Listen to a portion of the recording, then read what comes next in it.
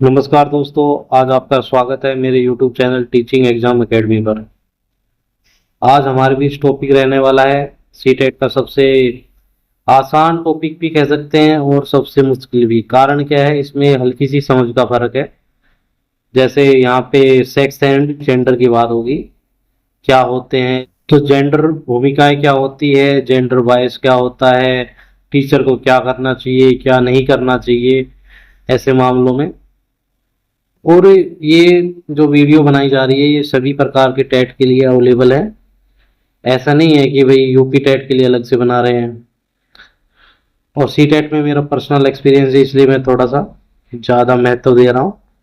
सभी टेट के क्वेश्चन आपस में सेम ही होते हैं, ज़्यादा वो नहीं सोचिए, बस बेसिक क्लियर करिए। चलिए हम शुरू करते हैं। सबसे ज़्यादा भ्रम इस बात का होता है कि सेक्स और जेंडर में क्या अंतर होता है। चलिए पहले इसी को क्लियर करते हैं। लिंग सेक्स एक जैविक संरचना है। जैविक संरचना बायोलॉजिकल मतलब कुदरत की देन है। यह प्राकृतिक और जैविक भगवान या प्रकृति द्वारा दिया हुआ होता है। जैसे महिला पुरुष के शारीरिक अंगों की बनावट में अंतर यह पूरी दुनिया में समान रहता है। अब जेंडर क्या होता है उसकी बात करते हैं। चलिए आगे। जेंडर सामाजिक संरचना है, समाज द्वारा बनाई गई। यह समाज तय करता है लड़कों को कैसा व्यवहार करना चाहिए, लड़कियों को क्या करना चाहिए। यह समय और संस्कृति के अनुसार बदल सकता है। देखिए जेंडर की जो बात हुई है ये समाज द्वारा डिसाइड किया गया है।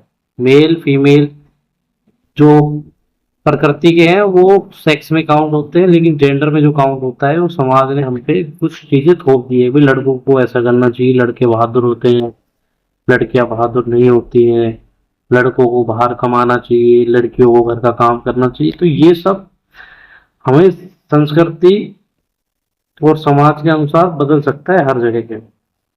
ये हमें समाज ने हमें सौंपा है ये।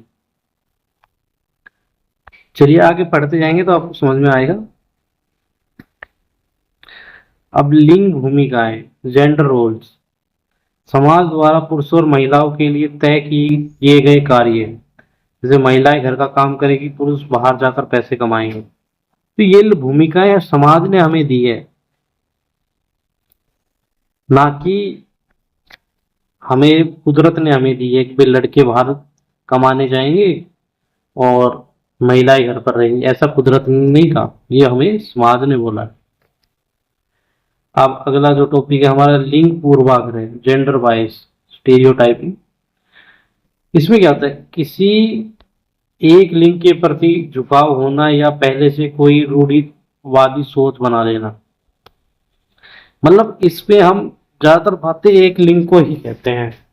कोई हमारे दिमाग में पहले से ही एक बात आ जाती है कि भाई लड़के पायलट बनते हैं, लड़कियां नहीं, लड़कियां घर का काम अच्छा करती है, लड़के घर का काम अच्छा नहीं करते, लड़कों को सफाई पसंद नहीं होती, लड़कियों को सफाई पसंद होती है। तो ऐसी जो हम पहले से ही किसी एक स्पेशल जेंडर की कोई अपना दिमाग में पहले से ही कोई बात रख लेते हैं, फिक्स कर लेते हैं, उसे लिंग पूर्वाग्रह जेंडर बायस या स्टीरियोटाइपिंग कहा है। लड़कियां गणित में कमजोर होती है, लड़के रोते नहीं है। तो ऐसी बातें हम समाज में होती है नहीं लिंग पूर्वाग्रह पे। शिक्षक को क्या करना चाहिए। एक शिक्षक के रूप में आपकी जिम्मेवारी है आप कक्षा में लिंग पूर्वाग्रह को बढ़ावा न दें बल्कि उसे कम एलिमिनेट करें। इसके लिए तरीके इस्तेमाल करें।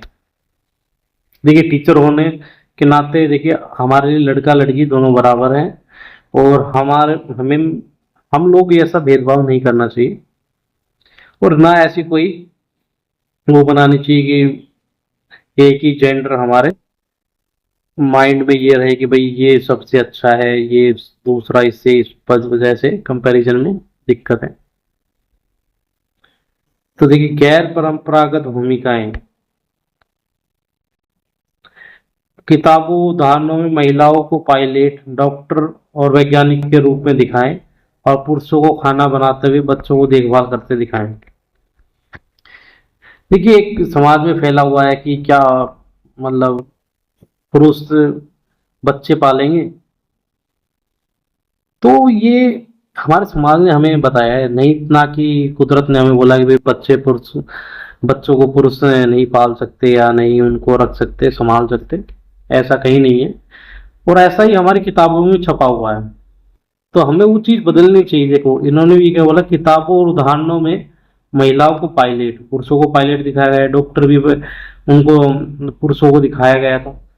तो ऐसे रूप में हमें उनको बदलना है, महिलाओं को पायलट, डॉक्टर को डॉक्टर वैज्ञानिक के रूप में दिखाया जाना चाहिए, पुरुषों को खाना बनाते हुए बच्चों की देखभाल करते हुए दिखाना चाहिए। ये बात सही है, होना जरूरी है। अगला, समान सहभागिता, इक्वल पार्टिसिपेशन। क्लास के हर काम, चाहे वह भारी बेंच उठाना हो या रंगोली बनाना, लड़के लड़कियों को दोनों को समान मौके देना चाहिए। ऐसा नहीं है कि भाई हम फिर वो जेंडर वाइज वाली बात करें, लड़कियां रंगोली बनाएंगी, लड़की है ये थोड़ा सा हैवी वजन वाला काम करेंगे, नहीं, दोनों को मौका देना जरूरी है। समान भाषा का प्रयोग। देखिए, हमारे जो माइंड में सेटअप हो गया है कि हम हर चीज के लिए पोस्टमैन पोस्टमैन बोलते हैं, मैन लगा दिया, आदमी ही होगा, ऐसा नहीं है, लेडीज भी हो सकती है। तो वीडियो लंबा ना हो इसलिए मैं थोड़ा जल्दी बता देता हूँ आपको।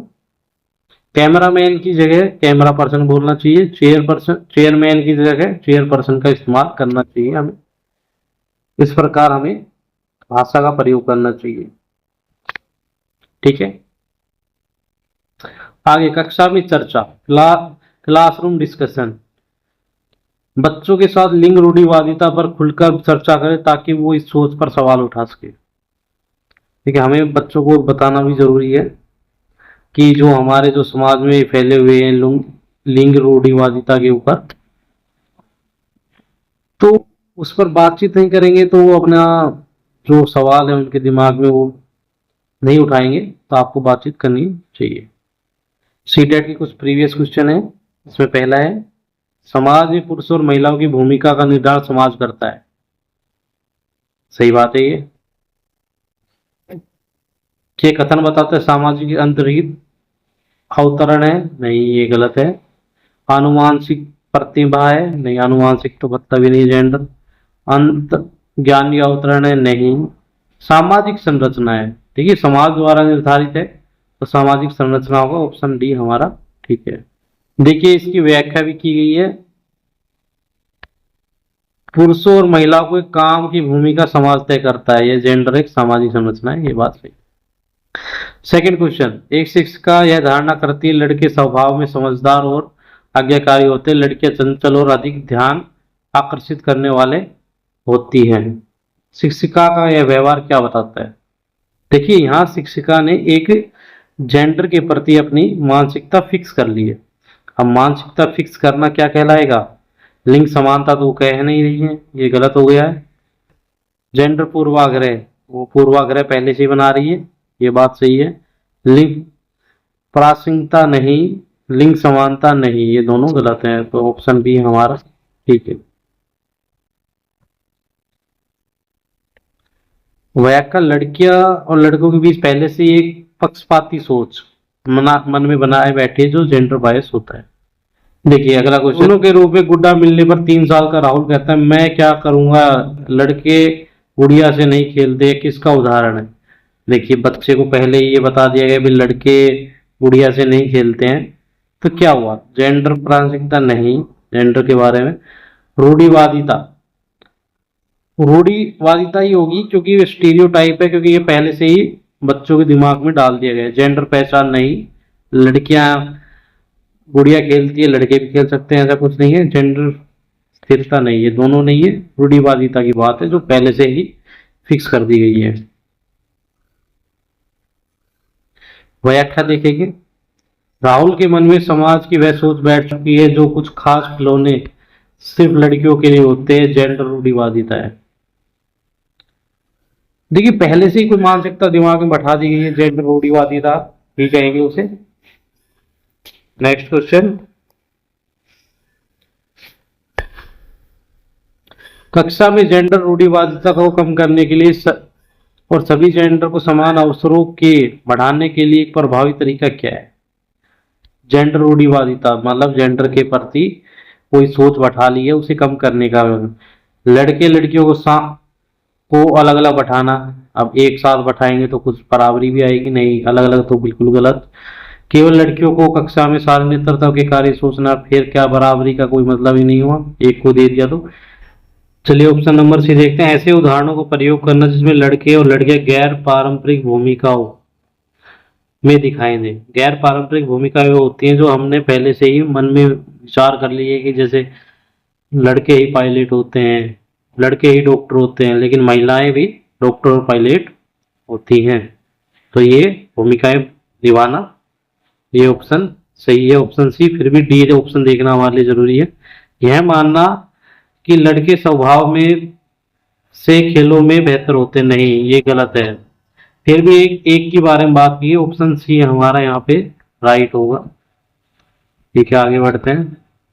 चलिए देखिए एक ही लाइन में इसे पूरा कर देते हैं। सी टेट का गुरु मंत्र समझ लीजिए, याद रखना चाहिए आपको। एक परीक्षा में जब भी सवाल आए कि लड़के और लड़कियों में से किसी एक को बेहतर दिखाया जा रहा हो या किसी काम को किसी खास जेंडर से जोड़ा जा रहा हो, देखिए जब भी सवाल आए कि लड़के लड़कियों में से एक को बेहतर बताया गया है और किसी काम को या एक खास जेंडर से जोड़ा जा रहा है, तो आंख बंद करके समझ जाइए लिंग पूर्वाग्रह, जेंडर बायस, रूढ़िवादिता या स्टीरियोटाइप का उदाहरण है।